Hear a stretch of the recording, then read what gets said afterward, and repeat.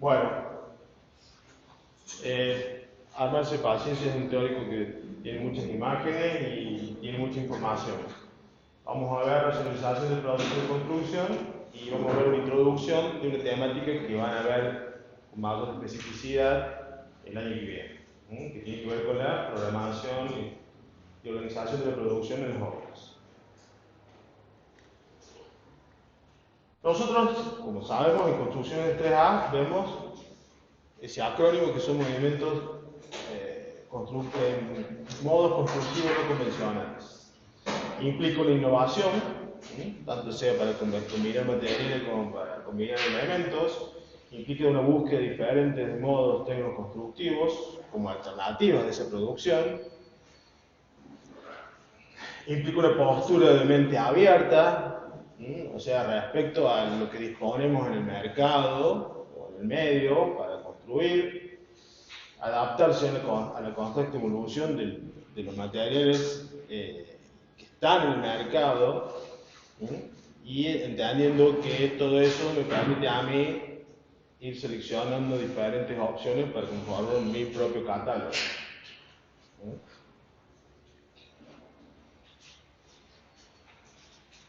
Implica también elaborar alternativas y posibilidades tecnológicas que tiendan a una producción que esté organizada, o sea, que esté industrializada, que sea eficiente y que sea de fácil acceso.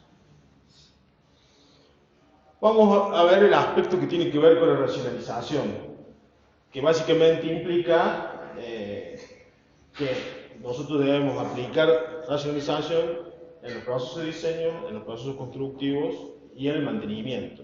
Nosotros tenemos como tres etapas en el desarrollo de un proyecto junto a su obra que tienen que ver con esas tres, ¿no? En una diseñamos, en la otra construimos y después en la vida útil de esa construcción está mayor o menor mantenimiento.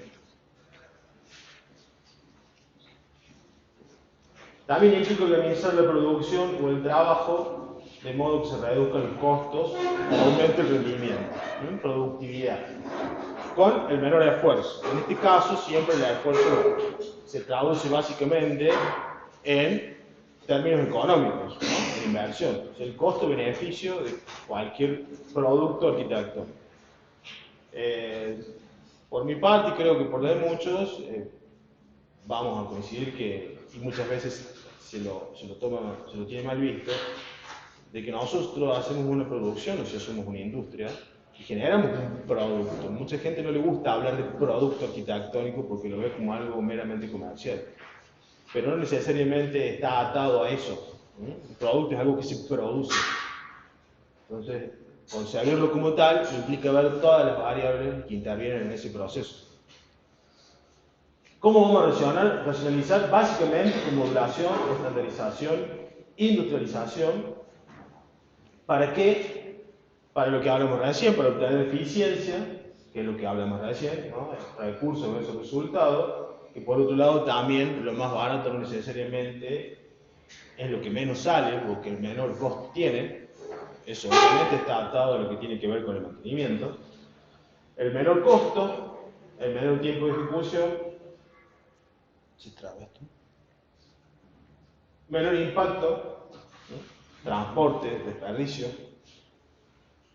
Me habrán oído hablar algunos de las desventajas y mi tendencia cada vez más como profesional a trabajar con sistemas secos, dejando un poco más de lado los sistemas húmedos, cosa que no necesariamente pasa en el resto de las materias que ustedes ven, en el sentido de cómo se desperdicia el material en una obra húmeda.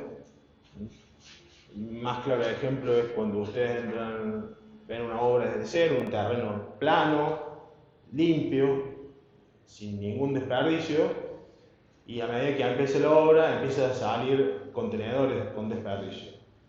Esos contenedores se llenaron con un material que entró a la obra y era dinero cuando entró. O sea, los restos de cerámico, los restos de revoque, los restos de ladrillo, de bloque, de lo que fuere, en su momento entraron con una conformación y salieron de la obra con otra conformación, pero sigue siendo el mismo dinero. Inclusive hasta con un valor mayor porque estuvo ocioso y a su vez estuvo, entre comillas, contaminado por el uso de la mano de obra. O sea, se desperdició 2 veces, no solo el material, sino el trato o la manipulación de ese material. Y con los sistemas en seco el desperdicio es muchísimo menor, es mucho más fácil cuantificar reparaciones, ampliaciones, bueno, etc.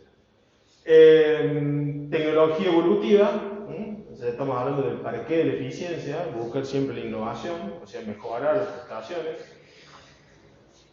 Nosotros hablamos, como dije al principio, que la racionalización estaba dentro de los 3 procesos: el proceso de diseño, el proceso de construcción y el de mantenimiento. Nosotros nos vamos a abocar al proceso de construcción.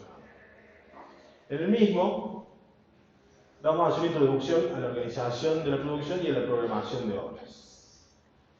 Hay varios métodos o formas de organización de la producción, pero básicamente es un concepto genérico y que es aplicable a cualquier industria, ¿no? Que es una herramienta que tiene que ver con mejorar los índices,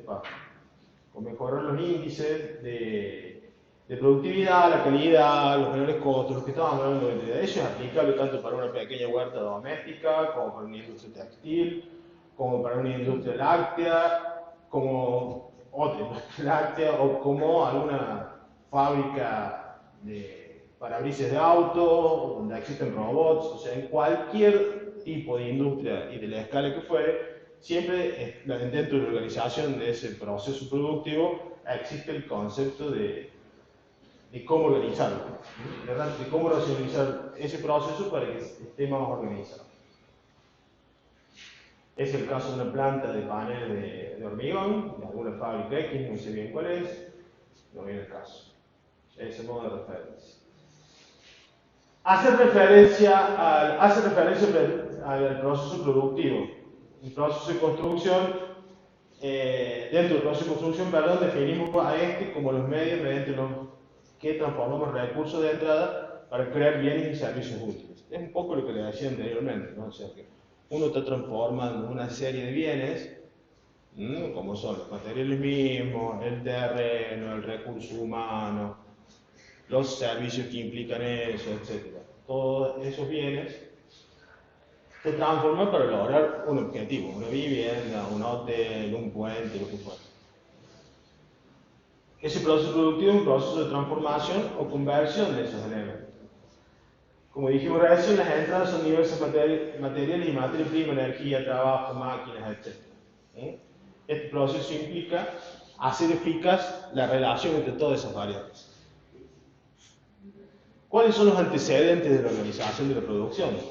Esto no es inherente al inicio de la industria, pero sí, con la primera revolución industrial aparecen las maquinarias que empiezan a transformar el trabajo manual.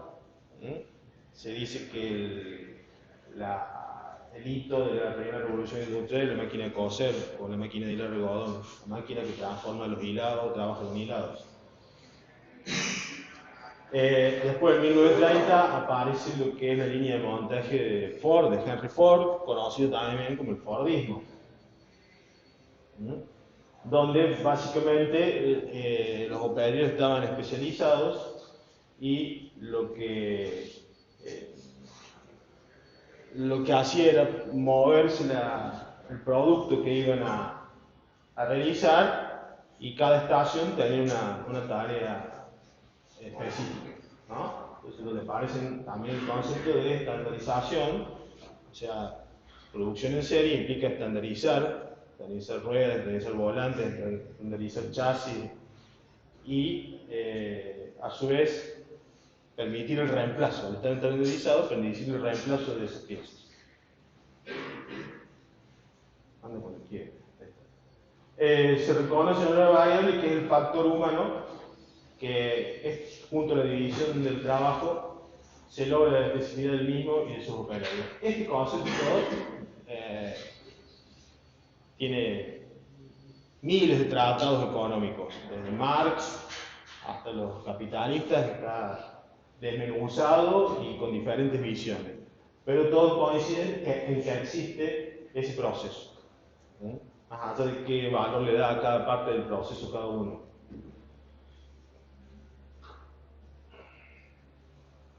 Nosotros básicamente ahora nos vamos a ver cuáles son, dentro de las clasificaciones que nosotros hacemos en materia, los puntos, clasificaciones de los modos constructivos no convencionales, los puntos donde intervienen específicamente el concepto de organización de la producción.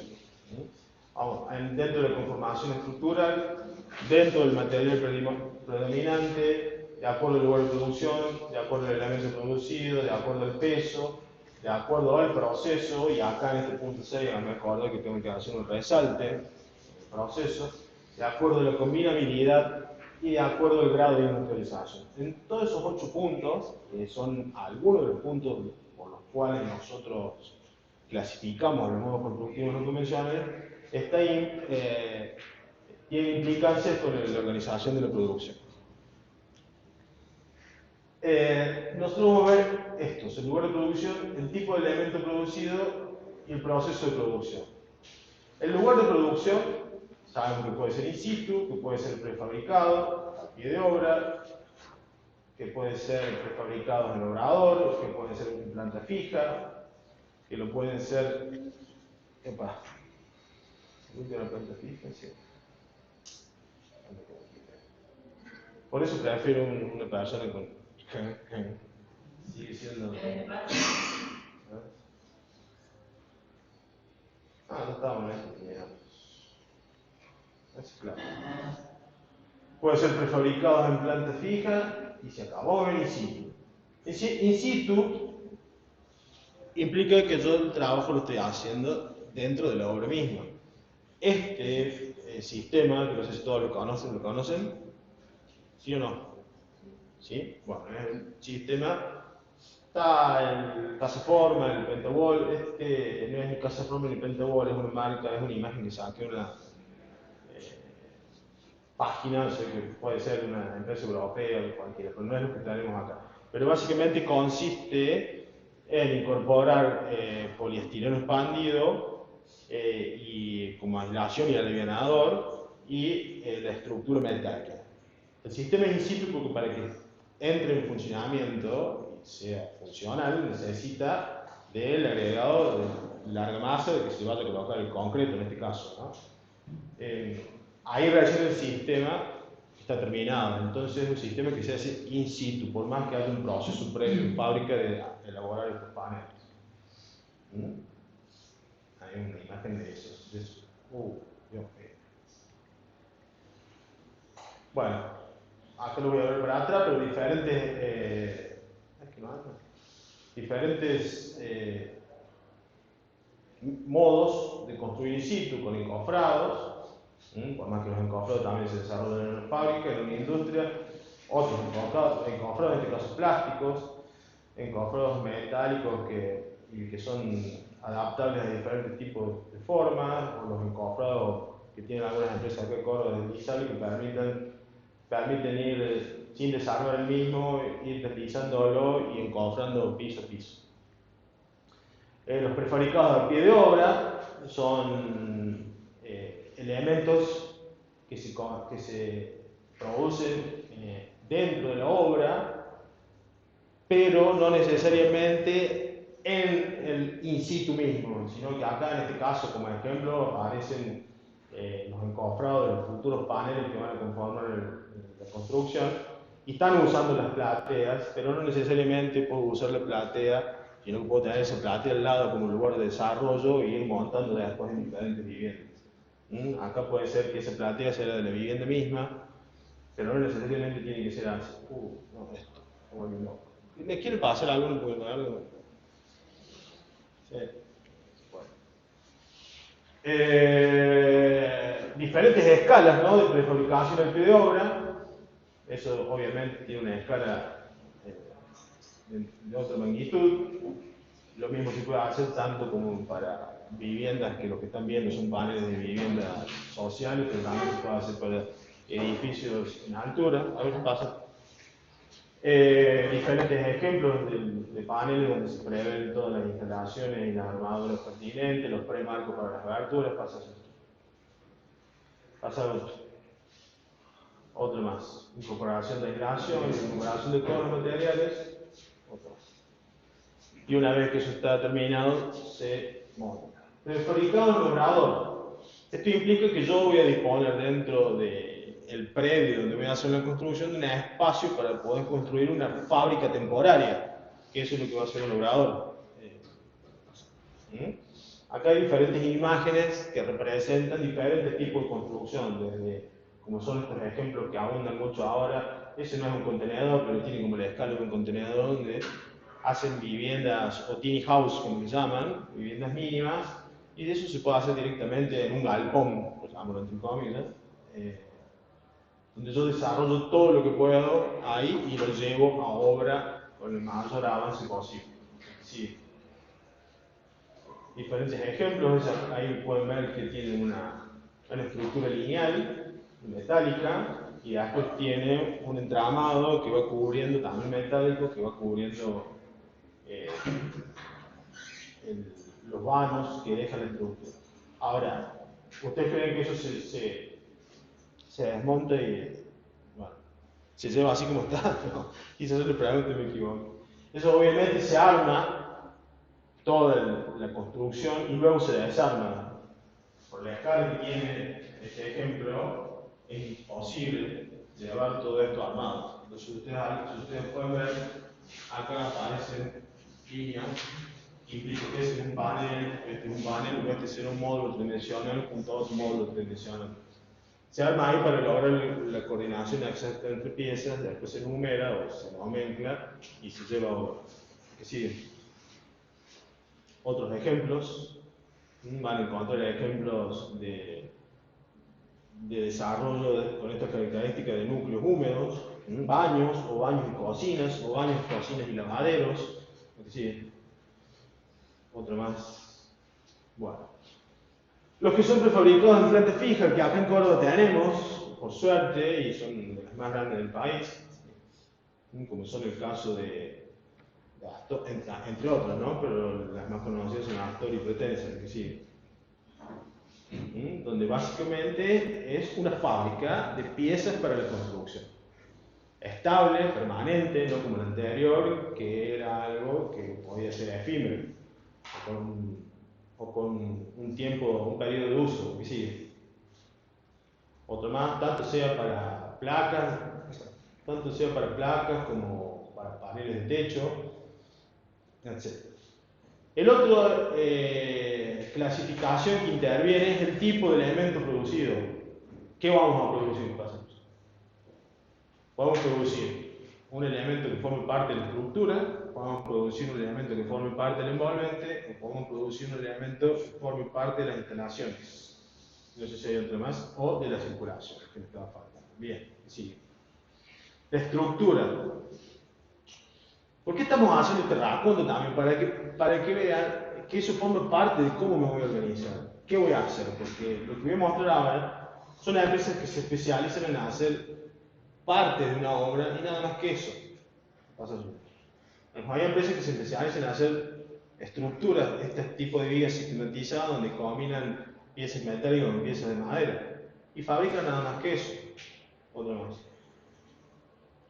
O estas otras vigas estandarizadas que acá no se consiguen, pero tranquilamente uno las podría fabricar si quisiera. Un mercado que no está abarcado por nosotros, pero tranquilamente sí tenemos otro tipo de, como las vigas laminadas. Hay algunas empresas que se fabrican cabreadas por pedido, pero no es esta estandarización de fabricar elementos donde yo puedo ir a decir, ir a comprar tal viga de 60, tal viga de 40, tal viga de 80, con tal larga, etc. Losas o prelosas como esta, que me permiten armar situaciones como esta, no son las mismas, estas son alveolarias, las anteriores también eran alveolarias, pero con un alma de poliestireno.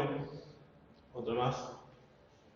O elementos como este, que es el sistema molécule, que me permite armar otro más, tanto envolventes como cubiertas, y después ser revestidas con cualquier material. Otro más. Básicamente es una mini estructura espacial. Otros elementos que podemos construir son los del envolvente, como por ejemplo, algunos ejemplos, hay montones, sobre todo en el entorno envolvente. Cerámica para fachadas ventiladas. Puedo fabricar la cerámica propiamente dicha, puedo fabricar la cerámica propiamente dicha y también puedo fabricar el sistema de fijación propio para esa cerámica. O ya conociendo que existen algunos sistemas de fijación, yo puedo fabricar después otra cerámica que se adapte a esos sistemas de fijación. Aquí sigue. Una aclaración, Sí. Remarca que el práctico de este último es sobre organización de la producción de la emulsión. Bien. Va a estar centrado en... Escucharon, si no lo repito. El trabajo práctico de organización lo vamos a concentrar en envolvente. Vamos a dejar de lado las estructuras, las instalaciones y la circulación y vamos a trabajar sobre el envolvente. Otro tipo de fachada, no necesariamente ventilada, pero sí de doble piel, donde el ladrillo que se usa para hacer el soporte tiene esas ménsulas que me permiten después colgar un revestimiento a modo de terminación. Otros. Más fachadas ventiladas, más fachadas ventiladas, en este caso pueden ser de placas cerámicas tipo porcelanato, o pueden ser una placa simil piedra, también puede ser una placa cementicia, etc. Digo, son elementos que están producidos en fábrica pura y exclusivamente para un lugar en la obra.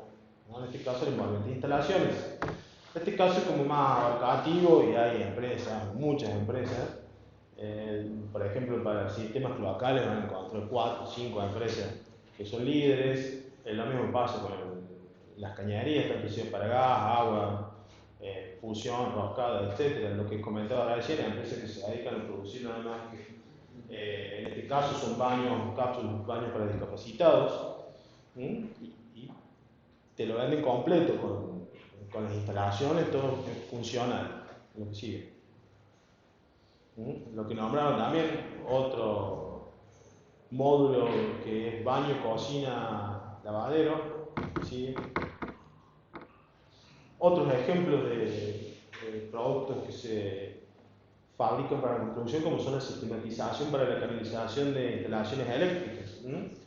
Acá hay algunos ejemplos, por ahí no están tan prolijitos como hay.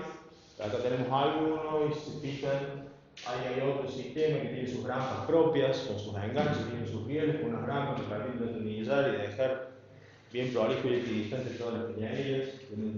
Tienen cajas especiales, tienen una serie de componentes que me permiten a mí resolver diferentes situaciones dentro de la obra. Sí, son bandejas y sus sistemas de acople. Sí.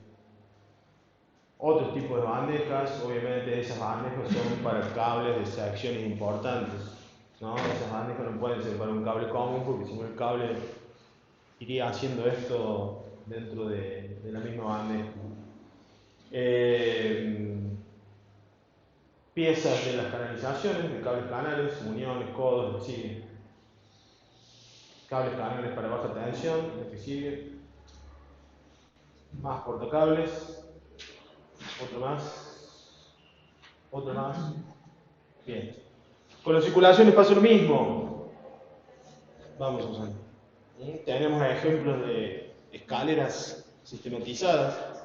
Estas son de viejas, ¿no? Las han visto hace años que están esas escaleras premoldeadas de caracol. Escaleras premoldeadas de un tramo. Lo que sigue. Las mismas apiladas y acopiadas, las mismas dentro de su encofrado, o mejor dicho, el encofrado de las piezas esas que estábamos viendo. Aquí vean ustedes que el encofrado, en función del tamaño que tiene la pieza, va a tener el espesor de pared del mismo, ¿no es cierto? Yo no puedo hacer un encofrado para una pieza de semejante volumen, que puede estar alrededor de la tonelada de peso, un poco más tal vez. Con una chapa finita, un encofrado va a tener el espesor de la chapa, va a ser considerable de esa pieza. Aquí sigue. Otro más.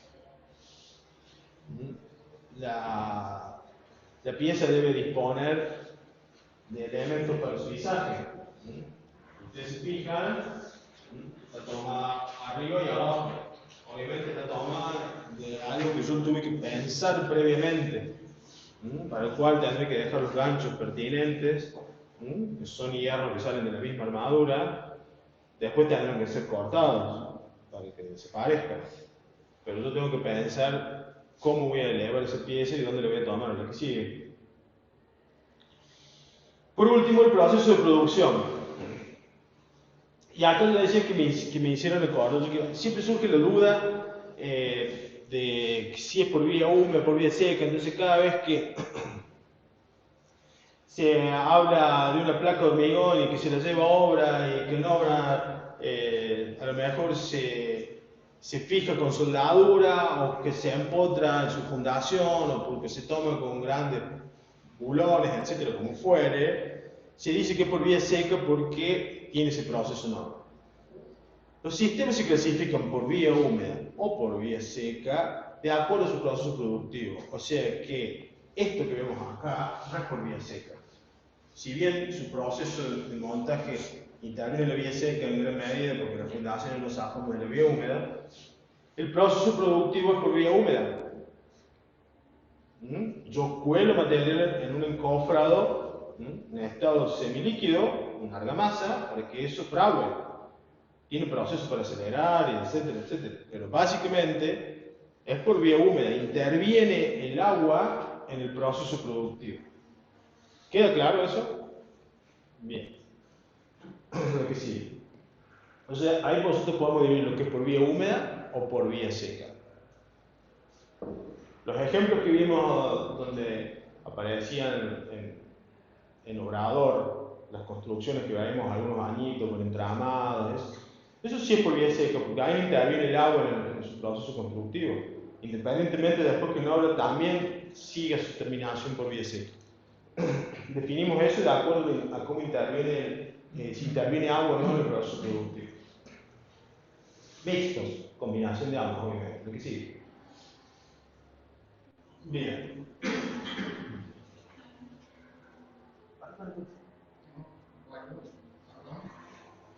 Bien. Este es por vía seca. A pesar que yo en obra, lo puse propósito, a pesar que yo en obra lo termino por vía húmeda. Pero es por vía seca porque su proceso productivo, cuando lo fabrico el panel, no interviene el agua. ¿Se entiende? Después en obra sí, pero forma parte del conjunto de los sistemas que son por vía seca. La que sigue. Vía húmeda. Estos son los famosos rieles para ferrocarril. Cuando voy a colocar la vía, hay una cama de piedra y en esa cama de piedra se apoya y sobre eso se apoya el riel. No interviene la vía húmeda en obra, pero sí en su proceso de construcción, de producción. Una argamasa que se pone en un cofrado y se deja fraguar. ¿Es que sigue? Y los que son mixtos, ¿no? Acá en este caso puse un ejemplo muy básico que es una envolvente por vía seca y una estructura por vía húmeda que en este caso es el chincito, ¿no? Bien, la organización de la producción. Según la escala de producción y la cantidad de personas intervinientes, la organización puede ser más o menos compleja, ¿no? Obviamente que dentro de esa organización siempre existen roles, jerarquías, y en función de eso estarán las actividades que desarrolla cada uno dentro de ese proceso. Obviamente, como dice ahí, mayor cantidad de personas involucradas, mayor va a ser la organización requerida, ¿no? Lo que sigue. Por lo que según la envergadura de la obra, es una obviedad, en función de lo que dice arriba, si esta es pequeña, mediana o grande, el nivel organizativo será mayor.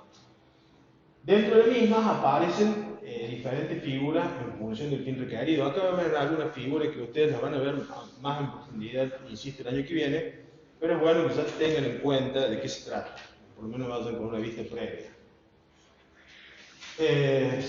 Variables para definir el modo de producción. Yo tengo que definir, cuando voy a producir algo, cuáles son las variables que entran en juego, cuáles son todos los elementos que tengo que realizar. Primero tengo que tener un proyecto ejecutivo, no un proyecto como el que hacemos acá, insisto, acá en la facultad. No sé, el año que viene, en la época nuestra, nos hacían hacer un proyecto ejecutivo, hacer un legajo de obra, donde intervienen todos los documentos pertinentes a un legajo de obra, están los documentos escritos, están los documentos gráficos.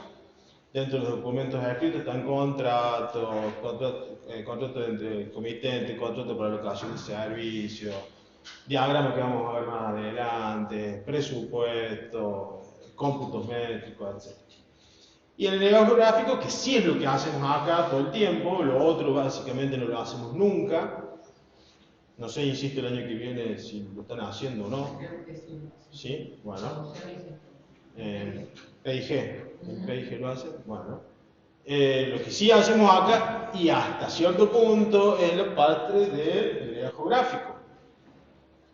¿Por qué digo hasta cierto punto? Y porque muchas veces no llegamos a la documentación correspondiente a lo que tiene que ver con los especialistas. A planos de aire acondicionado, a planos de internación contra incendio, más allá de hablar obviamente de gas, electricidad, servicio de agua, de desagües, etc. Estoy hablando de las otras especialidades que, salvo que se vivienda en la mayoría de los temas, son necesarios. Por eso ese proyecto ejecutivo va a variar en función del tipo de proyecto y del volumen. No es lo mismo la documentación que sea un shopping que la documentación que sea un dúplex. Aquí sí. Bien. La forma contractual, ¿cómo me voy a relacionar con el comitente? Si va a ser una contratación directa, si va a ser indirecta, si yo soy un emprendedor, lo que sigue. Y obviamente, ¿dónde está localizada? A la vuelta de mi casa, en la otra punta de Córdoba, en el interior, en otra provincia, en otro país. Y a su vez, como dice ahí, si es rural, si es urbana, etc. ¿Cuáles son los recursos de los que dispongo? Materiales, mano de obra, herramientas, etc. Y ahora vamos a ver, en función de lo que nos hablamos anteriormente, cuáles son los posibles tipos de estructuras. Estas no son todas, pero son las que generalmente nos encuadramos. Otra más. Otra más. Perfecto. Nosotros podemos hacer toda la obra, yo como arquitecto puedo hacer toda la obra o puedo hacer una parte de la obra. Porque me dedico a hacer techo, entonces me contratan a mí, que soy arquitecto, a hacer techo. O porque hago interiorismo y me contratan a mí para elegir el tono y el color de las cortinas o de los zócalos o el mobiliario, etc. O sea, puedo ir dentro de todos los rubros y los ítems que hay dentro del proceso de obra, puedo agarrar parte de eso o completo. También puede ser que lo haga a través de componentes. Yo soy un contratista que hago estructuras de hormigón, como es el caso de nuestro compañero Gustavo González, el titular de Estructuras 4, que estuvo con nosotros en la Semana de Acciones, y él se dedica a hacer hormigón. Está asociado con dos ingenieros, tiene un estudio de dos ingenieros arquitectos y hacen hormigón armado. Y venden su servicio de cálculo y hormigonado, por ejemplo. Otros podrán hacer envolventes, que es trabajar con envolventes de alucobón o composite de aluminio, que ese es el nombre genérico, y hacerte todo el revestimiento de alucobón. Ellos te hacen el revestimiento de alucobón, entran en un momento específico de la obra, terminan el revestimiento de alucobón y se van. O un elemento, como los que vimos anteriormente, te provee una viga, te provee un panel, una escalera, etc. En función de eso, va a haber mayor o menor complejidad de parte de la tarea que yo voy a afrontar. Obviamente que si hago todo yo, la obra se torna mucho más compleja que si nada más voy, y como dije recién, hago el revestimiento exterior y me voy. No es lo mismo, ¿no es cierto? Sí. Nosotros a las obras de arquitectura, por una cuestión legal, y y lo regula el colegio, básicamente, de arquitectos, las encuadramos, o sea, las obras de arquitectura están encuadradas. Esto básicamente obras de primera clase y obras de segunda clase. En función de eso si bien los honorarios, ¿ustedes saben cómo se cobran honorarios? ¿Le preguntaron alguna vez a alguien, che, cómo voy a cobrar cuando... ¿Nunca? ¿No quieren ganar plata? ¿Cómo? Sí, pero ¿tienen idea cómo es ese porcentaje? ¿Cuánto es? ¿Cómo aplica? Puede ser el 5%. ¿De qué? O sea, de la obra total. Puede ser. A ver. El sistema tiene un alto grado de perversidad, más en los tiempos que corren, donde hay mucha inflación, no hay disparidad de precios. Mucho de eso tiene que ver con que hay cosas que no se consiguen, no cuesta conseguirlas, etc. Pero los honorarios básicamente están desregulados. ¿Qué quiere decir que están desregulados? Que yo puedo cobrar lo que quiera. Mucho, poquito, nada. Pero, para que la organización Colegio de Arquitectos siga funcionando y siga formando parte de nuestras vidas, ya que ellos cobran un porcentaje de lo que uno va a ejecutar o proyectar, hay un horario mínimo. ¿Qué quiere decir? Que las obras tienen que, por acuerdo con los entes municipales o entes de gobierno, las obras tienen que pasar por el colegio. Hay algunos lugares que no necesariamente es así, estoy hablando de lugares que no es Argentina, pero en otros países puede no pasar por colegio la obra. En otros es obligatorio que todos sí o sí, tenés inspectores que salen de abajo de piedra, acá depende del tamaño de la obra, te parecen los inspectores o no. Hay un horario mínimo para que de esos horarios mínimos puedas salir lo que se lleva el colegio. ¿Me explico? Si el colegio tuvo un horario, el colegio se lleva un 5%. Concepto de retención. Sí, sí, sí. Por regular la matrícula. Sí, sí, sí, por ser el colegio arquitecto, regular la matrícula y tener otras actividades, digamos, culturales, servicios, lo que fuera. Entonces, esos honorarios mínimos están regulados a su vez en un valor establecido del metro cuadrado. Y a su vez, ese valor de metro cuadrado tiene diferentes índices, porque no vale lo mismo un metro cuadrado de una cochera que un metro cuadrado de un hospital de alta complejidad. Entonces a eso se le va aplicando índices y ese tipo de obra está encuadrado. Pero para no hacerlo más larga, ahí básicamente vos tenés las obras de primera clase y las obras de segunda clase. Para que no quede la duda, por proyecto se cobra, proyecto y dirección o conducción técnica, depende de lo que fuere, se cobra el 9% del monto de obra o del monto que figura en el contrato. Después, el concepto de honorario. Vos después, por fuera, podés cobrar más o menos, pero en el contrato tiene que figurar eso y el monto de obra sale de lo que dije anteriormente, del tipo de obra, etc. Eso, que el tipo de obra está en categoría grupo. Obra de primera clase tiene su categoría y su grupo. Viviendas, galpones, hospitales, etc. Está lleno de categorías. No lo sé de mi memoria ni quiero saberlo, porque eso hay una tabla que no sé. Y después esa construcción puede ser obra de primera categoría o obra de segunda categoría. Generalmente la de primera categoría está más atada a las luces.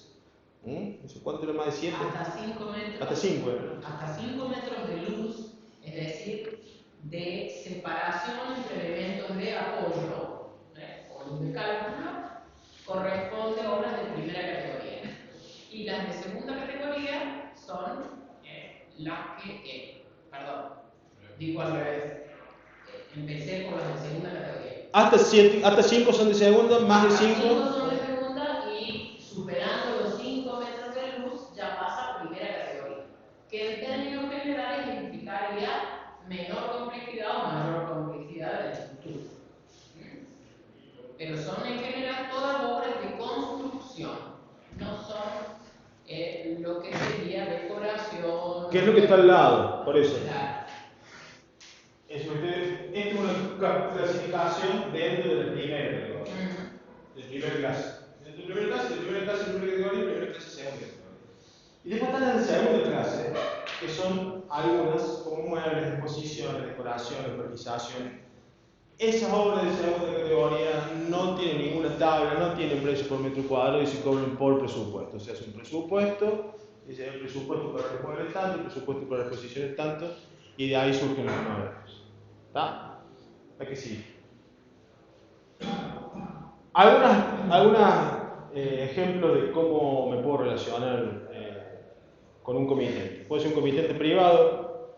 El comitente privado puede ser mi papá, mi vecino, el papá de mi amigo, lo que fuera. Yo, arquitecto, si la obra es de primera categoría, yo puedo hacer o el proyecto o la construcción. Si hago el proyecto, puedo hacer solamente el proyecto, pero también puedo hacer el proyecto y dirección técnica. Ustedes fíjense que en el caso de las obras de primera categoría se llama dirección técnica. En el caso de las obras de segunda categoría se llama conducción técnica. ¿Ah? Y dentro de la construcción, ¿puedo o no hacer la administración? ¿Qué implicaría hacer la administración de la construcción?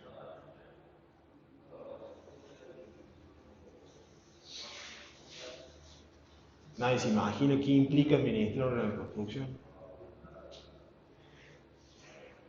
No hay mucha imaginación. No lo han visto. ¿No? No. Comprar, vender, saber lo que gaste de lo que compre, pagar a empleados, administrar, o sea, manejar el flujo de bienes. Moneda, materiales, etc.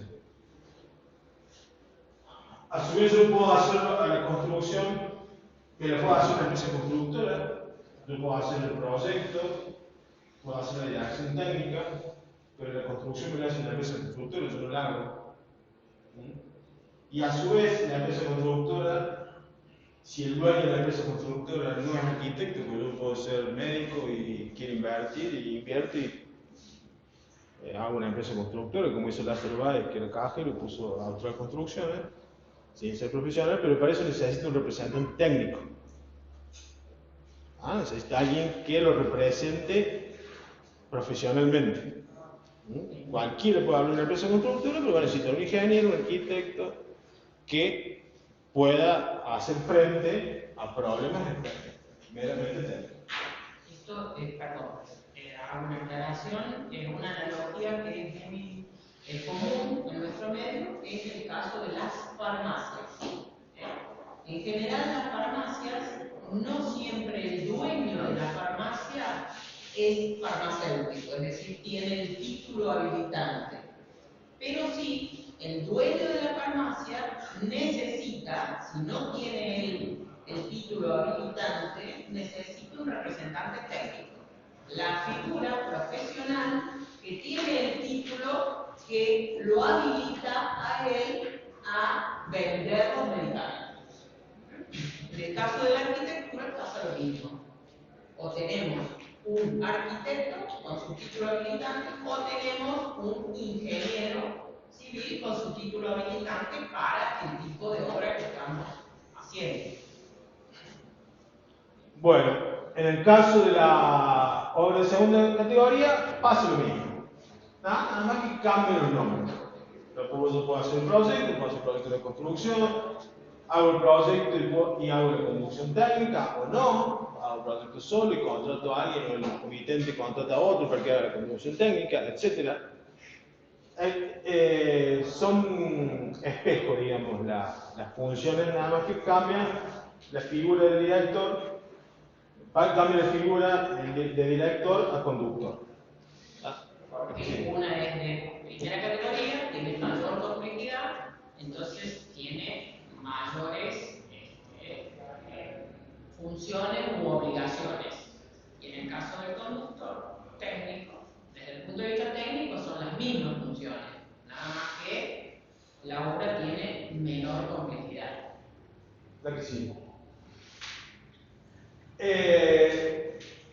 Otra situación que se puede dar, y esto también depende de la escala de la obra, obviamente cuando más grandes las obras, más figuras aparecen. Porque porque empiezan a, si la obra es muy grande y los comitentes son privados, generalmente hay inversores, varios, hay 1, 2, 3, 4 inversores y cada uno quiere tener ahí ojos. Entonces, uno pone a lo mejor un representante técnico, otro pone un inspector, etc. O sea, mientras más grande la obra, más figuras aparecen, hay gente por todos lados. Mientras más modesta la obra, aparece la figura del arquitecto que hace todo. Pero eventualmente, en una relación comitente privado-arquitecto, el arquitecto puede hacer todas estas funciones, ser el contratista general, ser el subcontratista, ser un subcontratista de un subcontratista, porque existe eso, gente que te hace, por ejemplo, vamos al caso de un caso básico, como nombre recién, gente que se dedica a hacer el hormigón armado, pero te hacen el cálculo, te hacen la asistencia en obra, pero no son los dueños de los mixers o de los camiones que vienen con hormigón. Eso se lo tienen que subcontratar. ¿Tá? Y probablemente la empresa que tiene el mixer hormigón a lo mejor subcontrata un chofer ese día, porque entonces aparece el subcontrato de subcontrato. Sí. Después hay otra figura como el comitente privado que trabaja con una estudia, con una consultora o con una empresa administradora o manager, lo que también se llaman consultoras. ¿Tá? Generalmente acá sí aparecen la división de figuras. Están los estudios que se dedican a trabajar con estas empresas, con grandes empresas, y a su vez están las empresas que se dedican a la obra. Es una empresa que se lo... Ustedes van a ver por ahí carteles todo el tiempo de estructuras S.A., ¿no? Que la arregla está contratada por Aguas Cordobesas. Probablemente que hay dando vuelta a Aguas Cordobesas está de estructura S.A. Bueno, o otro tipo de empresas que se dedican a hacer propiedades horizontales o edificios en altura. Y los proyectistas no son siempre los mismos, ¿no? Estructuras S.A. le hace obra a diferentes proyectistas.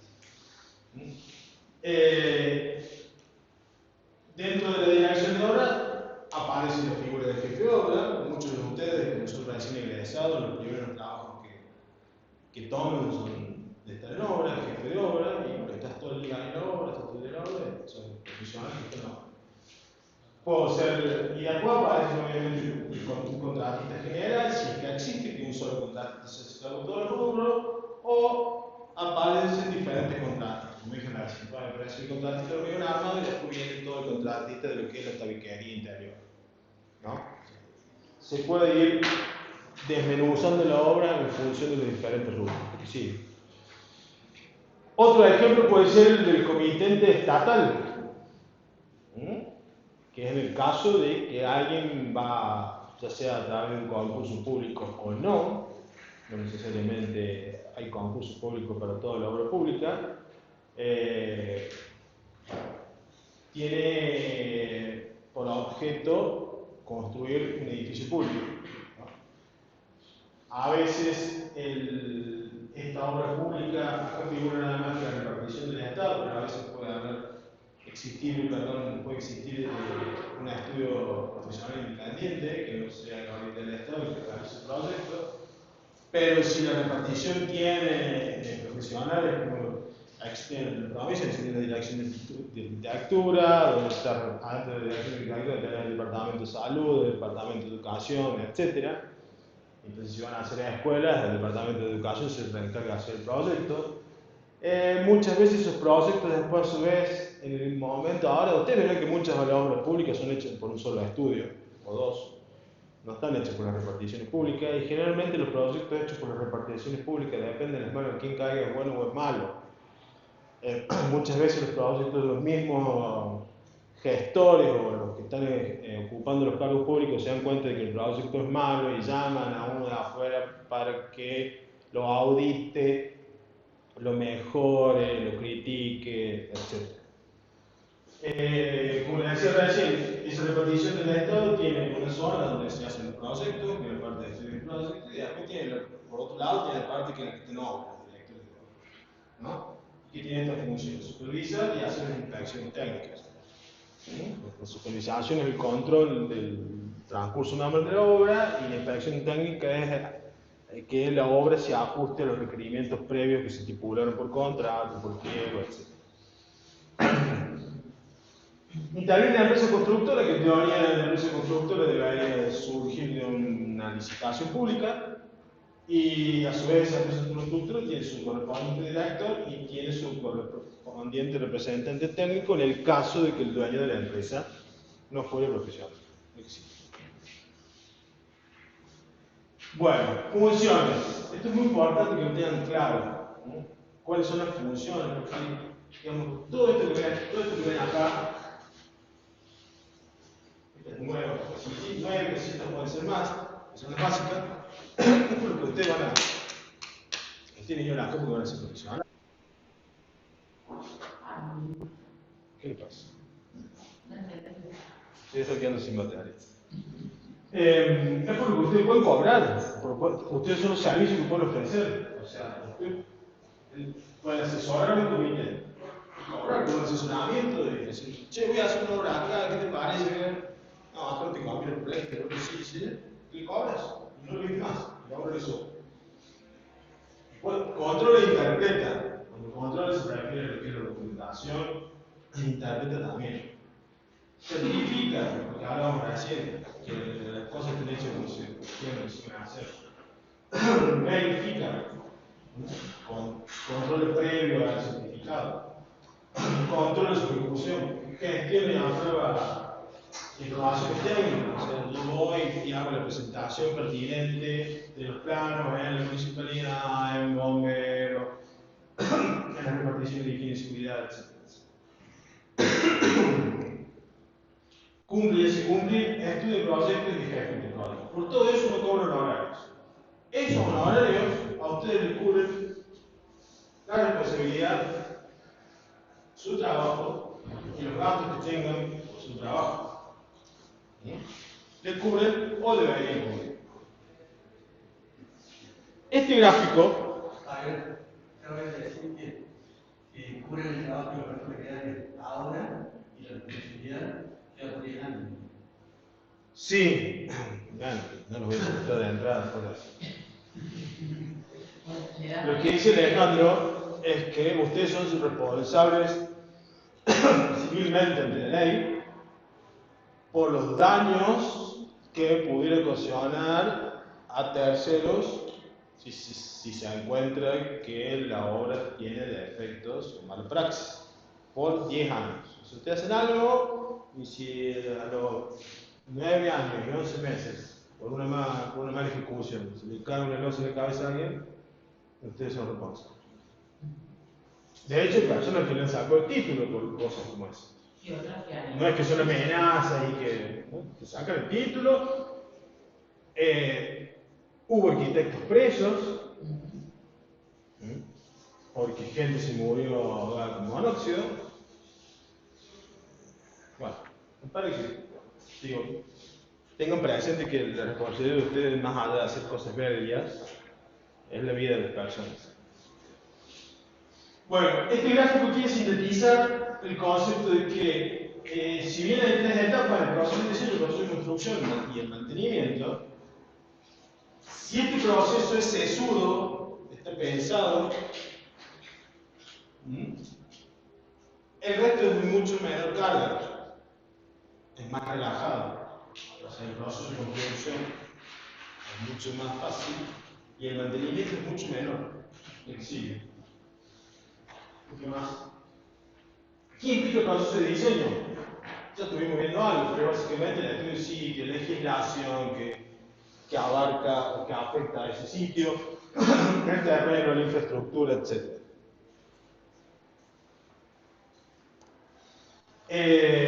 Implica relacionarse o establecer contacto, o si forman parte de mi estudio, con los especialistas. Hay estudios grandes que dentro de su estudio de diseño y arquitectura tienen incorporado a los especialistas. Tienen incorporado a un ingeniero, ya sea electromecánico, un ingeniero civil, etc. O subcontrata estudios especialistas de ese tipo de actividad. Tienen que dar en cuenta el estudio de impacto ambiental, obviamente eso está en función del tamaño de la obra. Y tiene que, y el dentro para los procesos también forma parte de los permisos y aprobación. O sea, la documentación, gestión, etc. Eso también forma parte del proceso de diseño. ¿Está? Otro más. Nosotros tenemos, el proceso de diseño culmina en un legajo, o sea, una documentación. Yo te contrato a vos para que vos me hagas el proyecto de un hospital, y tu trabajo culmina cuando vos me entregas la documentación que previamente fue pactada. ¿En qué iba a consistir esa documentación? Yo cuando te entregué ese legajo de obra, ahí se terminó mi relación contractual con el comitente. ¿Se entiende? Se terminó si el comitente pagó. Y al saldo su pago y va a entregar tu documentación y se terminó. Este legajo proyecto tiene, como le dije anteriormente, dos partes. La documentación gráfica y la documentación escrita. El escrito personalista de acá se tiene que saber prácticamente de memoria. Es una documentación que cuando es director de obra tiene que tener de antemano al inicio de la obra y conocerla plena. Y lo que no conoce, tendrá que preguntar para no tener dudas en el momento que se suceda la realización de ese objeto que tiene duda. Y tiene que estar, obviamente, en una constante revisión, no necesariamente todo lo que se pensó en un tablero o en una compu, después sucede en obra. Entonces, hay siempre una revisión del proceso. ¿Qué sigue? A su vez, tiene la facultad para evaluar y decidir. También depende del aspecto que tenga que evaluar y decidir. Hay aspectos, porque si el director de obra no es el autor del proyecto, esta evaluación y decisión deberá estar filtrada previamente por el autor o los autores del proyecto. Pero en cuestiones menores, decir, bueno, mira, me falta madera para el cofre, bueno, sí, anda acá a la vuelta y comprar, no, porque estamos con nada lo mismo, anda con ese tipo de cosas. ¿No? Cuando uno no necesariamente es el autor del proceso. Lo que sigue. Y tener claro cuál es la programación de ese proceso. Lo que sigue. ¿Qué consta la documentación gráfica? Trabajos preparatorios, todo rápido. Obrador, planteo, o sea, un plano de cómo es el obrador. Un plano de planteo, un plano de fundación, un plano de envolvente, planos de cubiertas de techo, carpintería, mobiliario fijo, instalaciones sanitarias, eléctricas, de gas, de climatización, señales débiles, ¿sí? Contra incendio, aire comprimido si fuera un hospital, oxígeno también si fuera un hospital, acústica, sensores, escaleras mecánicas, etc. Cómo se avisa. Terminaciones, obras complementarias, limpieza de obra y puesta en servicio. Y por su lado, la documentación escrita cuenta de una memoria descriptiva que habla de cuál es el objeto del proyecto, un pliego de especificaciones generales que dije que tiene que ver con el cúmulo de las contrataciones, etcétera, particulares, pliego de condiciones, cómputos métricos, análisis de precios, presupuestos, contratos, qué tipo de contrato es. Hay diferentes formas de contratar. Ahora que estamos en un proceso inflacionario, los contratos difieren a otros. La aplicación de normas. ¿Sí? ¿De qué sirve? Esto es una planilla de secuencia de tareas de vivienda. Donde les tengo que poner que está clasificado el rubro, los ítems y las tareas. Yo tengo, por ejemplo, tengo el rubro del planteo y tengo migraciones, cuotas de terreno, verificación de dimensión del terreno, verificación de fundaciones, etc. A eso yo le puedo asignar un porcentaje de obra, del tiempo de obra, un porcentaje. ¿De qué sigue? Hasta llegar obviamente al 100% con la limpieza general. La que sigue. Bueno, nosotros tenemos para gestionar obras diferentes herramientas. Están las herramientas en un principio que se usaron, que las que vamos a ver análogas, y ahora hay otras herramientas digitales que nos permiten organizar de mejor manera los procesos de obra. Sí. Hay diferentes tipos de herramientas para gestión de obras. Hay dos métodos, uno que es probabilístico, que es más flexible, y está el determinístico, que es menos flexible, que es una secuencia directa de una tarea con otra. Hay varios métodos, el de Gantt. Básicamente estos métodos son, el de Gantt es probabilístico, Después aparecen los determinísticos con los primeros métodos que son diagramas sagitales. El diagrama sagital es un diagrama que está regido por diferentes caminos que pueden seguir una secuencia de tareas. O sea, sagital hace referencia a una flecha, o sea, se va organizando con flechas, que sí, ya lo vamos a ver más grande. Dentro de ese diagrama tenemos el PERT y el CPM, que básicamente significa el método del camino crítico. En inglés, un acrónimo de inglés. El GAN, que llamamos también Plan de Avance de Obra, se desarrolla al principio del siglo XX, expone el tiempo de dedicación previsto para diferentes tareas a lo largo de un tiempo determinado. Que sigue. Otro más. Básicamente es un diagrama de barras, donde está asignada. Nosotros tenemos lo que vimos en el otro planilla, que son los ítems. Ahí tenemos los equipos que intervienen y después tenemos las fechas. Como verán, las actividades tienen superposición de fechas. Pero es una secuencia lineal, básicamente. Y muchas veces hay que ajustarla, porque existen los imponderables, como agente climatológico, etcétera, que hacen que no se vaya desajustando. Puedo hacer lo mismo en una Excel, sigue. Otro más. Viene un Java de plantilla que se llama GAN Project en Excel, perdón. Otro más. ¿Cuáles son las ventajas? Fácil manejo. Otro más. Detección rápida, como vimos, de la superposición de tareas o tareas simultáneas. Otro más.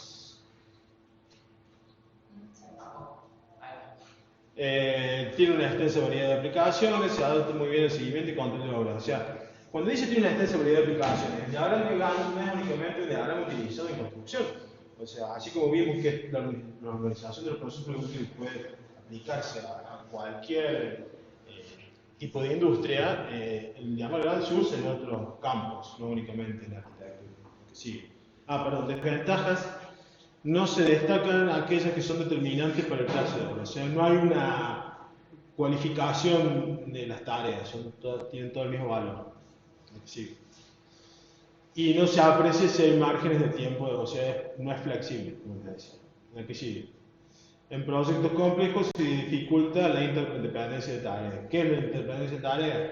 Y tareas que deben de ser finalizadas, que estén finalizadas otras para poder ser iniciadas. Que sí, los diagramas sagitales, como dijimos, el PER, que es que significa técnica de evaluación y revisión de programas, y el otro, sí, que es el método de la ruta crítica o el camino crítico, PAT, camino también, o sea, que puede ser leído de las dos formas. Las diferencias, el PER permite cálculos de probabilidad de duración. Bueno, lo más. Estos diagramas sagitales surgen en el final de los años 50 en Francia y en Estados Unidos. Es un diagrama de vectores o flechas, como les dije yo, cuya dimensión no guarda relación alguna con el tiempo. Se basa en la teoría de red, mostrando conexiones y sus relaciones precedentes y subsiguientes y los diversos caminos que se pueden tomar para alcanzar los objetivos. Permiten que las actividades empiecen y terminen dentro de un plazo, o sea, hay una ventana de tiempo para ejecutar las tareas. Sí. Perdón, cada vector tiene un nodo de origen y uno de finalización. Ahora vamos a ver algunos gráficos. Y controla todo el proceso y mide la marcha. Estos son ejemplos, ¿no? Estas son las diferentes actividades y supongamos para la actividad 6, yo en algunos casos en la actividad 6 tengo que tener resueltas previamente todas estas actividades. No así para el 4, no tiene relación con la 3 y el 5, pero sí con la 2. ¿Se entiende? ¿Digo bien, Alejandro? ¿Sí? Bueno, sí. Obviamente los cuadraditos que están arriba son nomenclatura de las tareas y hace referencia a las tareas que se van a ejecutar. No vamos a entrar en detalle, insisto, porque es algo que lo van a ver más específicamente el año que viene, pero es para que tengan idea cómo son estos gráficos que parecen muy abstractos, pero en realidad contienen información de un proceso de obra. Nosotros, perdón, en el ejercicio práctico 5 vamos a hacer una simulación de organización y programación de obra a través de Gantt. Queremos primero la carta de Gantt. El más fácil. Claro, es más sencillo y tiene menos variables. La que sigue. Bueno. Las ventajas: cuadra información que conjuga tiempo con el resto de los aspectos, permite detectar fallas, sigue, determina actividades críticas que pueden acarrear retrasos y señala las actividades no críticas por oposición. Anticipa los problemas futuros. Bien, hay software para esto, obviamente. Yo no lo he usado, pero existen una gran variedad de software, como el Microsoft Project, más, que da diferentes, que tiene diferentes configuraciones para obtener gráficos que permiten evaluar tortas, diagrama de barras, etc. Distintas ventanas que nos van mostrando lo mismo desde diferentes aspectos que logramos con esa red inicial. El Presto RIP, que este es de España, pero que este sí es específicamente para construcción, que lo podés vincular a un modelo 3D. Otro más. Y este es un ejemplo de una planilla de la fábrica Astori. Ellos recuerden que no es una empresa constructora, sino que fabrica componentes, pero es una planilla de organización del proceso general de fabricación, donde aparecen los responsables, donde aparece la entrada de los productos, calificación de la satisfacción del cliente, riesgo, etc. Y esa planilla te acompaña en ese gráfico, que es un organigrama de la producción dentro de la fábrica. Que sigue. Por último, anexo para gráfica, porque todo esto. Yo no estoy pasando, perdón. Sí. Bueno, volver para Ahí atrás. está. Todo esto sí es muy lindo, pero hay que dibujarlo, y hay que dibujarlo bien. Y para dibujarlo bien deberíamos tomar de referencia. No hay una sola forma de dibujar, y eso lo van a encontrar. No dibujar, estoy hablando mal. No hay una sola forma de documentar. Entonces se van a dar cuenta que inclusive acá mismo, cada docente les va a decir cómo documentar una cosa, en una cátedra van a decir cómo documentar una cosa, en otra cátedra van a decir cómo documentar otra. Y a nivel organizacional o institucional, tampoco hay una sola norma. Sí hay normas de referencia. Esta es una fundación que existe hace largo tiempo ya, que es una fundación donde se juntaron actores del ámbito de la construcción y elaboraron un manual de proyecto para permitir que entre esos actores la comunicación, porque ese es el problema. Si no todos tenemos la misma convención para documentar, muchas veces se produce un problema de falta de comunicación o de una comunicación errónea, ya sea a nivel gráfico o escrito. Por lo que elaboraron esta fundación, elaboró un manual o manuales de proyecto. Esto se descarga de internet, creo que debe estar todavía, ¿no? Sí. Bueno, acá habla de. No pasa. A ver, déjame probar con esto. A ver.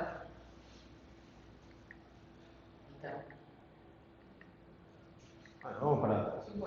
En el documento se muestran nomenclaturas para designar o nombrar un documento, ¿no? Acción, nombre del proyecto, arquitectura, relevamiento, número interno de obra, qué zona, función, rubro, disciplina, número de plano, etc. Eso es diferentes tipos de nomenclatura que uno puede adoptar en su propio archivo para ir organizando los documentos. No toques. Formas de designar un norte, cómo designar una escala, cómo ponerle título a los dibujos. Qué bonito. Simbología, por ejemplo, cómo designar locales, cómo designar terminaciones, cómo designar terminaciones de materiales de muro, techo, o sea, diferentes tipos de organizar una documentación. Quiero volver para atrás porque creo que se salteó. No, es lo mismo, está repetido. No. ¿Por qué me ponen así, loco? ¿No lo estás tocando? No. Lo leo así, no sé. A ver qué intente. Bueno, el otro es este, que es un manual que encontré hace tiempo, es más viejo, pero está bueno, está bien hecho, difieren algunas cosas respecto al anterior y está hecho específicamente para escuelas, así que pueden aparecer aspectos que en el otro no están, que son más específicos, pero no le quiero apretar 2 veces. Aparece como tamaño de plan. ¿Querés que volvamos a ver? Cómo designar locales, o sea, lo mismo que aparecía en el anterior, pero organizado la información de otra manera. No hay caso. Por ejemplo, este trae un listado, que esto bueno, que ustedes lo pueden organizar así, también se plantea un listado de layers, es decir, qué nombre tiene la capa, el estado que debe estar en el archivo, o sea, un upload, frisado, etc. El color, el espesor, el contenido, el tipo de línea. Claro, bueno, ahí les explico cómo utilizar tanto sean las capas, los redes, las plantillas, el armado de los bloques, los archivos de ploteo, CTV, un ejemplo de cómo deben estar representados los locales, con las designaciones A, B, C, D, es para las diferentes vistas de cada fachada interna y sus respectivas terminaciones, zócalos, etc. Fíjense que ahí, perdón que me pasa, aparece un detalle mayor de lo que se ve arriba, como rectángulo rizado, como rectángulo verde, que es lo que muestra la planta general del conjunto, y lo que está en verde es esta ampliación que se ve acá. Es para cuando yo tengo que graficar una pieza en una escala muy grande que no me permite ver el resto. Entonces tengo que referenciarlo a la totalidad y se referencia de ese modo.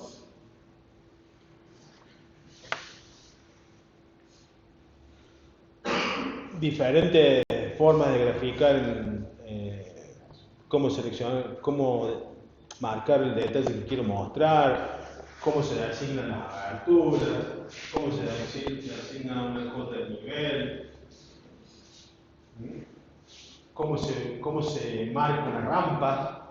Yo he visto millones de formas de dibujar una rampa, he visto millones de formas de dibujar una escalera también. Las mismas simbologías que aparecían en el otro documento, simbología para la carpintería. Esto se va a encontrar con varias formas, o al menos 2. Esta es una que te dice de qué es la carpintería y te dice el ancho, pero no te figura el número. Yo prefiero poner ¿qué te dice la carpintería? Quiere decir que acá se pone si es metálica, madera y metal, aluminio. Yo prefiero poner eso y el número correspondiente a la carpintería. Saben que esta es la del aluminio número 2, el aluminio número 25. Y luego en el detalle en un plano de Claro, porque me parece el ancho ya está en el plano de detalle, o está acotado en la planta, donde está la misma Designación, por eso a mí no me convence. Lo mismo que pasa con la designación de locales, ¿no? El nombre del local, el número del local, porque después los planillas de locales, que no sé si lo he puesto acá. Los planillas de locales donde te aparecen terminaciones, por ejemplo. El local número 4, zócalo, madera. Terminación, revoque fino. Revestimiento interior, plástico, texturado, qué sé yo, o sea, te parece todos los materiales y terminaciones que tiene cada local.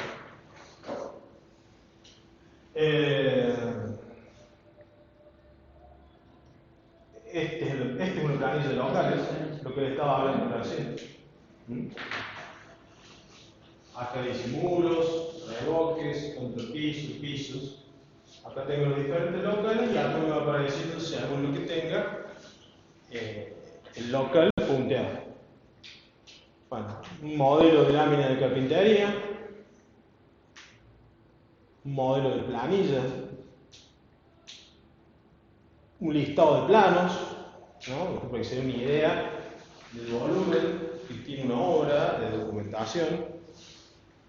Bueno, se ve que para atrás anda bárbaro, pero para... Esto ya lo vimos. Conclusiones, y con esto cerramos. Sea cual fuere la escala de valores, siempre se debe planificar y programar el proceso constructivo. La programación significa un verdadero sensor que pone en evidencia los desbordes y desvíos. Implica el conocimiento de técnicas de control específicas, herramientas de gestión, las que vimos al final. La organización y programación de obras busca lograr un mejor control de calidad tanto en el proceso de diseño como en el proceso constructivo y el mantenimiento de la obra de arquitecto. Racionalización en los procesos de diseño, en los procesos constructivos y mantenimiento. Volvemos al gráfico este, como yo les decía, si este proceso de diseño no es sesudo, no es rápido, es hecho a la jugada, este proceso se pone más engorroso y probablemente también existen problemas a futuro en el mantenimiento. Por eso recuerden que mientras más horas les dediquen a un proyecto, el resto es mucho más relajado a pesar de que parezca que voy a tener tiempo. Mantenimiento. Y con esto creo que ya se termina. Conjunto de operaciones y cuidados necesarios para que instalaciones, edificios, industrias, etc. puedan seguir funcionando adecuadamente. Es básicamente conservar y mejorar lo que estaba hecho desde un inicio. El mantenimiento no es más que los trabajos que deben realizarse de manera periódica o cíclica para que todos los equipos y elementos que componen la construcción estén funcionales. Se consideran obras y trabajos y actuaciones de mantenimiento todas aquellas acciones encaminadas a la conservación física y funcional. El conjunto de trabajos periódicos programados y no programados. O sea, eventualmente hay que hacer un mantenimiento porque se rompió una cubierta, no estaba programado y no podemos dejar de no arreglarla. Hay mantenimientos programados, como es el caso de los ascensores. Yo un ascensor tengo un tiempo que le tengo que mantener, a menos que se rompa antes, ¿no es cierto? En otros casos, otros autores denominan las acciones de mantenimiento programadas como el mantenimiento preventivo. Ahí está. Está programado, es preventivo.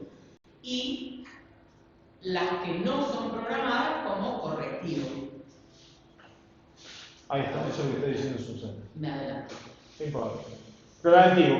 Previene cualquier inconveniente que pueda ocurrir en la vida útil de las edificaciones. Es programado en tiempo y evaluado económicamente. Su objetivo es a priori detectar algún problema, para decirlo sintéticamente. Y las reparaciones y sustituciones son operaciones naturales. Es algo que se sabe que cada tanto tiempo, por ejemplo, algo estúpido, pero que todo lo tendríamos que hacer, cada tanto tiempo hay que saber que al ánodo que tiene el termotanque, cámbienselo, porque si no se me va a pinchar el termotanque y me va a durar la mitad o la tercera parte del tiempo. Que no sé si todos lo hacen. ¿Todos lo hacen? No. Yo no. Y el correctivo, que es lo que hablamos anteriormente, ¿no? Que trata de corregir problemas que surgen, que parezcan, comprenden aquellas que son necesarias para hacer frente a los imponderables. Dentro del mantenimiento está la pintura general, impermeabilizaciones, grietas y fisuras de revestimientos, sustitución de piezas o elementos, servicio de motores, bombas, elevadores, etcétera, como dije recién, limpieza de tanques y cisternas, limpieza de obstrucción de desagüe, reemplazo de luminarias, ajuste de abertura, mobiliario y arranques. ¿Cuándo comenzamos a mantener? Durante el proceso de diseño, uno ya en la elección de los materiales, en la relación que hace entre ellos y en función de los agentes climáticos que estén interviniendo en el lugar. En el proceso constructivo, los cambios en el material en relación al previsto, la calidad de ejecución, la rigurosidad en el orden de las tareas. Y en el proceso de uso, acorde al destino y a la intensidad del uso preestablecido. Cuando yo le digo no se paren arriba del tablero, no se paren arriba del tablero, bueno, tiene que ver con eso, el proceso de uso. Mantenimiento, tipo de obra, propietario, momento de realizar, son aspectos que hay que tener en cuenta, ¿no? El tipo de obra, obras nuevas, o sea, el que se realiza en ciclos previstos desde el momento, lo que hablamos anteriormente, y en obras viejas es una vez que empiezan a aparecer las patologías. Según el propietario, si es privado, lo hace de acuerdo a su gusto, y si es estatal, lo realizan diferentes organismos, ¿no? Hay las reparticiones públicas tienen diferentes departamentos que se encargan de solucionar diferentes problemas. Según el momento de realizar, si es preventivo, el que debe ser previsto, que eso lo hace un profesional, obviamente, y si es correctivo, el que dijimos anteriormente, en función de las patologías. Y por último, según el nivel de intervención, ordinario, todos aquellos que son trabajos simples, periódicos, ¿no? Que tienen que ver con el desgaste propio del uso. Y según el nivel de intervención, si es extraordinario, como hablamos anteriormente, aquellas averías que son producidas por imponderables.